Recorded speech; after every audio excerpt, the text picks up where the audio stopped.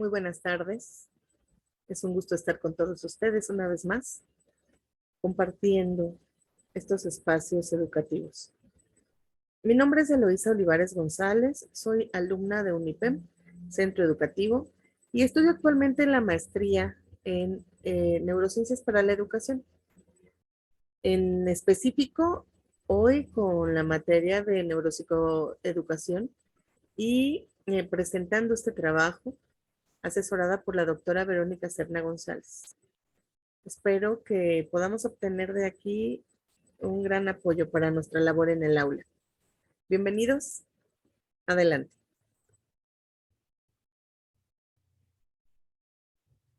Vamos a ver algunas estrategias neuropsicoeducativas. La neuropedagogía apunta a crear niños felices, no niños perfectos, a que cada uno pueda llegar a ser la mejor versión de sí mismo, que cada uno descubra su potencial. Esto lo dice Rosana Fernández Coto. Y es que, ¿cuántas veces hemos escuchado como docentes, como maestros, y hemos visto que tomamos un aula de clase con alumnos como una generalidad, como un todo, y queremos depositar el mismo contenido en todos los alumnos, esperando que todos comprendan al mismo tiempo lo que nosotros tratamos de transmitir? Y nunca nos hemos detenido a saber que cada cerebro es diferente. Entonces, de ahí esta sugerencia, detenernos primero a pensar cómo es que un cerebro aprende. La meta que persigue la neuropsicopedagogía es que para que funcione y se pueda aplicar, según sus principios, todos los profesionales de la educación deberían conocer y entender cómo aprende el cerebro, que es lo que les comentaba hace un momento, cómo procesa la información, cómo controla las emociones, los sentimientos, cómo se conduce, qué necesita, cómo se debe de comportar, qué momento es sensible a determinados estímulos. Entonces, todo esto tiene mucho que ver para saber cómo llegar con estas diferentes estrategias para consolidar el aprendizaje. Y a partir de ello surge la idea de replantear la formación que reciben los maestros y pedagogos desde el punto de vista del conocimiento del cerebro. Una vez que se conozca, seguramente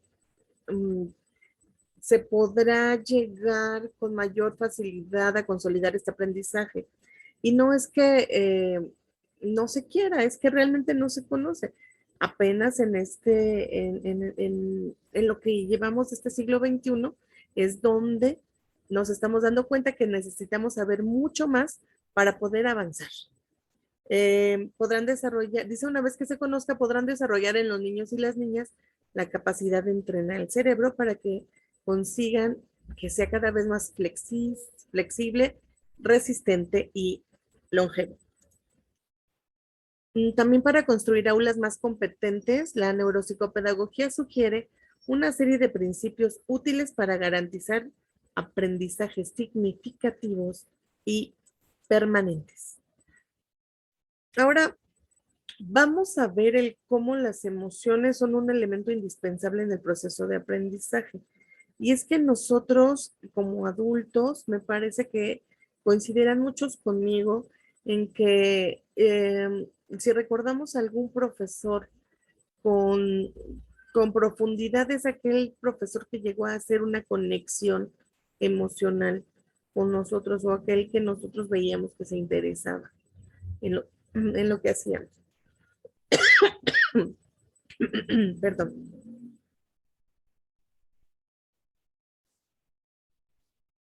Nuestro cerebro se emociona y el aprendizaje más significativo y duradero es aquel que se da a través de momentos significativos, cargados de emotividad, con actividades que sean placenteras para los alumnos. Cuando se emocionan aprendiendo y sienten que el contexto escolar les aporte algo más que contenidos. Creo que no solo los alumnos, sino que todos los humanos estamos ávidos de aprender cosas de una manera divertida e interesante, que para los que estamos aprendiendo tenga un significado, tenga un simbolismo, tenga un uso. Entonces, pues los alumnos también, quizá no lo sepan decir con estas palabras, pero también esperan eso. ¿Cómo debería ser entonces un ambiente del aula? Pues hay tantas maneras y se han desarrollado tantas teorías que lo que se sugiere ahora a partir del cerebro pues es lo siguiente, ¿no? Crear un ambiente libre de amenazas donde cada alumno pueda descubrir sus potencialidades y también que pueda aprender solo o sola, ¿no? En este descubrimiento de sus potencialidades, que también con ese gusto, con esta magia, nosotros los docentes podamos ser guías y él pueda aprender. Vamos a ver algunos tips de esto que es la neuropsicoeducación. Cada alumno es único y ya lo decíamos. No podemos vaciar un contenido en la cabeza de todos los alumnos en un aula de clases. ¿Por qué? Pues porque no todos aprenden de la misma manera.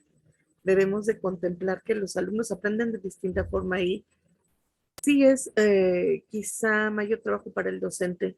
Sin embargo, podríamos también desarrollar habilidad de observadores y de planeadores y saber estratégicamente cómo poder hacer llegar el mismo conocimiento de diferente manera a todos, ¿no? Entonces, aquí es lo que plantea, ¿no? Que no todos aprendemos de la misma manera. El aprendizaje y la memoria también se pueden ejercitar de manera lúdica dentro de las aulas a través de los juegos, crucigramas, memoramas, sopa de letras o a través de aplicaciones específicas hoy en día que podemos utilizar la tecnología y que también sabemos que puede ser específicamente controlada, pero que puede ser muy útil. Y entonces, ¿por qué no? ¿Por qué no meter al aula de clase este tipo de estrategias considerando los aprendizajes que se requieran? La interacción social es sumamente importante y creo que lo acabamos de ver recientemente, ¿no? Tenemos el ejemplo muy fresco de la pandemia y regresamos al aula de clases y en mi caso, eh, veo en mis alumnos de secundaria un cambio enorme de detrás de una pantalla a dentro de un grupo ya en convivencia. Se les nota más felices, se les nota más interesados y se les nota conscientemente entregados a los alumnos en lo que están haciendo. Y bueno, ahí ya los tenemos como materia prima, entonces, ¿qué nos toca a nosotros? No dejar caer esa parte. El movimiento físico es sumamente importante también porque, repito, esta parte de la pandemia, estuvimos mucho tiempo aislados y entonces, no solo por eso, sino porque el cerebro también necesita el movimiento para poder desarrollarse mejor. Dice que realizar movimiento físico a diario y combinarlo con actividades placenteras como la danza y otras que fomenten la expresión corporal. Esto ayuda a que el movimiento del cuerpo active varias partes del cerebro encargadas del aprendizaje, oxigenándolo y manteniéndolo más despierto. Para poner en práctica la neuropsicoeducación, ¿qué necesitamos? Vamos a ver. Vamos a ver otros tips, ¿no? Que también está dentro de este tema. Aquí tenemos al cerebrito que nos está indicando cómo poder hacer de esto algo eh, mucho más interesante para nuestros alumnos. Un espacio estimulante. Sabemos que no todas las aulas son iguales. Sabemos que a veces no podemos tener el aula que nosotros quisiéramos. Entonces, desde ahí tiene que ver mucho con nosotros como docentes, qué, qué estamos generando, qué ambiente estamos poniendo. Es bien interesante saber cómo desde nuestra actitud podemos manifestar un cambio.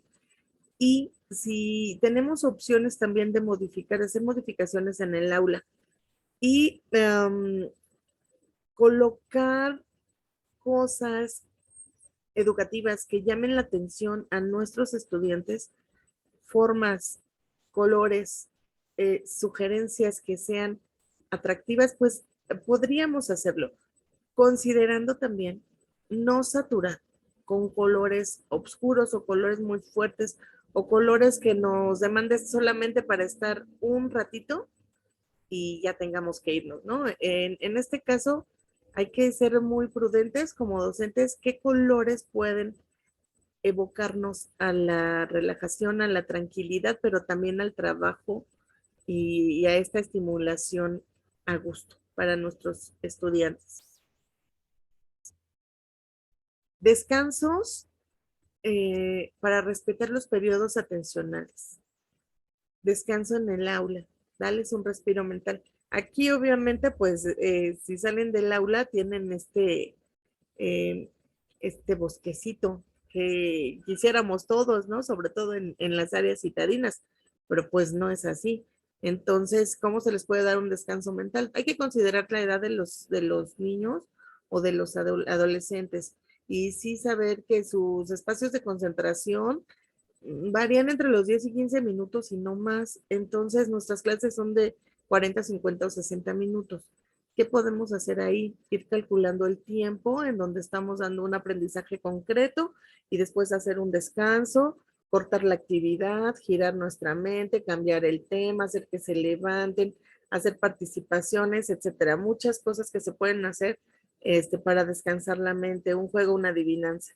Entonces, considerar esos tiempos para poder tener también nuestras dinámicas en clase. La calidad de sueño y el descanso adecuado, no necesariamente dentro de la clase, ¿no? Pero sí, aquí tiene mucho que ver los padres de familia y la comunicación que nosotros podamos tener con ellos. Entonces, ¿qué deberíamos hacer? Bueno, considerar que los niños y adolescentes deben de dormir 8 horas y que hoy en día con el uso de la tecnología sabemos y damos por hecho que no es así, que a veces se abusa de este uso de la tecnología. Entonces aquí debemos de ser muy prudentes y estrechar estos lazos de comunicación pacífica con los padres de familia para que se les presenten rutinas a los estudiantes, a los niños o los adolescentes y podamos con ello eh, garantizar que por lo menos tienen un cerebro descansado, que es crucial también para el aprendizaje, por supuesto, ¿verdad? Dice también que fomentar la inteligencia emocional. Y esto no es un tema sencillo, porque implica el trabajo con las emociones y no solamente el que las conozcan, el que conozcan a detalle cada una de las emociones, sino el que sepan cómo aparecen las emociones en ellos y cómo conducirse y cómo moderarlas. Y entonces no caer sobre todo en las llamadas emociones negativas, no porque sean negativas, sino por la sensación que se percibe al recibirlas, que no es agradable, pero que son útiles, por supuesto. Y entonces, ¿cómo se regula? ¿Cómo se regulan las emociones?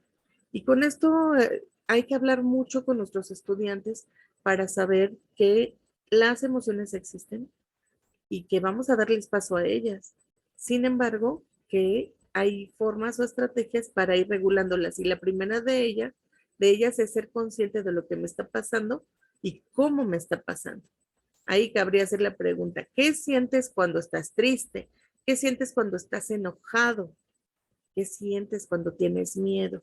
Y empezar también con el lenguaje y a que ellos se evoquen a través de la palabra, eh, pues que saquen la emoción para que no perjudique ni dañe su salud, sobre todo su salud mental, su salud física. Una comunicación positiva y asertiva, ¿no? Aquí nos muestran, dice, expresa cómo te sientes, di lo que quieres que suceda y manifiesta lo que piensas. Tenemos muchos alumnos que muchas veces para no quedar evidenciados se quedan callados, para que no los regañen se quedan callados, para no regarla se quedan callados, para que no se burlen se quedan callados. Y entonces también se empieza por el alumno y se empieza por el entorno, ¿no? A manifestar respeto y a manifestar cordialidad para cualquiera que se pueda expresar. Y así también nosotros tener una comunicación positiva y asertiva, hacerles ver a los alumnos que no todo el tiempo podemos demandar lo que necesitamos, que debemos de buscar un momento adecuado, un lugar adecuado, conocer a la persona con la que va a ser, sobre todo padres de familia o maestros, con los que van a tener interlocución y con esto poder acceder a algún tipo de diálogo. De otra manera va a ser muy complicado. Y debe ser siempre hacia lo positivo. Evidentemente vamos a dirigir a que no se genere ni se cree ningún tipo de conflictos. Incrementar el aprendizaje significativo. A veces nuestros grupos son muy cargados de estudiantes, son sumamente numerosos. Y entonces, ¿qué podríamos hacer ahí?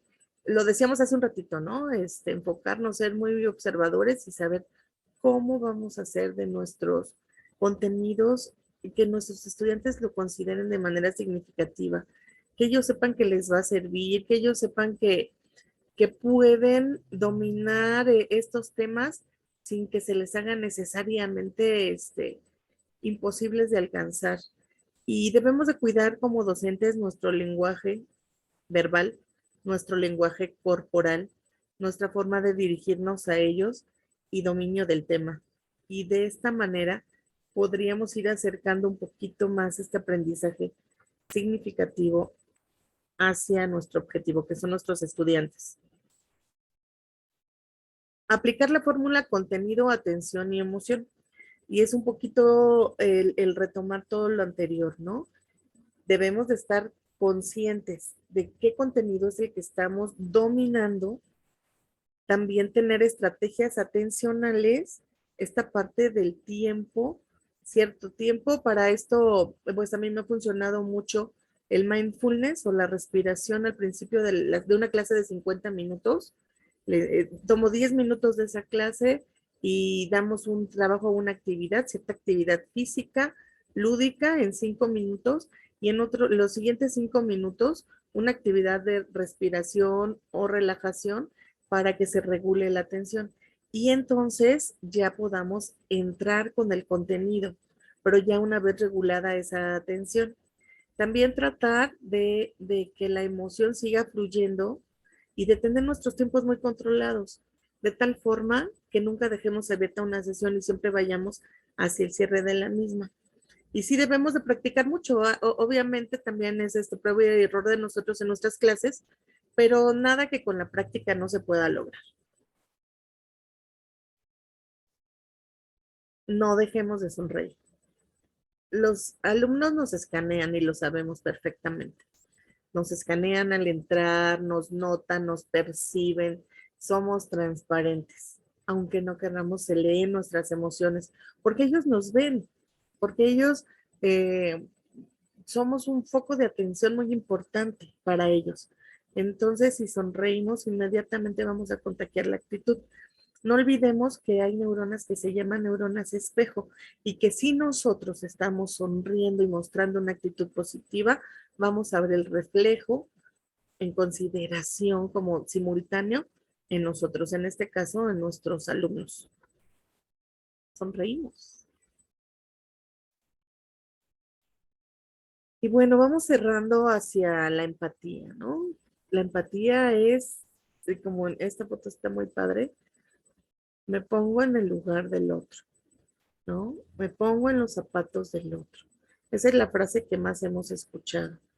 Pero no sería, esto no sería sencillo si no comprendiéramos pues el equilibrio de nuestras emociones, si no comprendiéramos cuáles son las emociones que pasan por nosotros y la importancia, porque la empatía ya viene de nuestro lóbulo prefrontal, ya es algo pensado.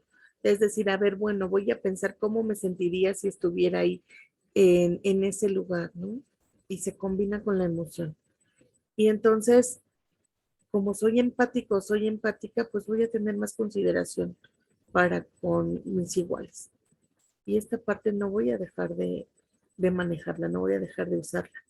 Entonces, es muy importante no solo para de alumno a alumno de enseñarlo, de llevarlo a la práctica, sino de maestro a alumno y enseñarlo también de alumno a maestro, con los padres de familia. Muchas veces cuando llegan los padres de familia, parece que nos transformamos al hablar, ¿no? Y también esta es una práctica que debemos de comprender, porque no se limita a un área, sino es propio de los seres humanos. Entonces, cuando lleguen padres de familia, yo también recomiendo hablar empáticamente y escuchar. La empatía tiene mucho que ver con la escucha activa. Entonces yo invito a escuchar para poder comprender. No vamos a poder solucionar todos los problemas, eso es evidente, pero sí podemos avanzar en comprender cuál es la situación de nuestros alumnos.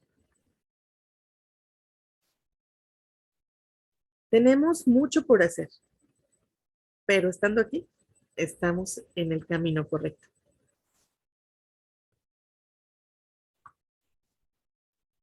Agradezco mucho la atención a esta breve presentación, pero no por breve, poco completa, ¿no? Me despido de ustedes, soy Eloisa Olivares González. Muchísimas gracias, que tengan una linda tarde.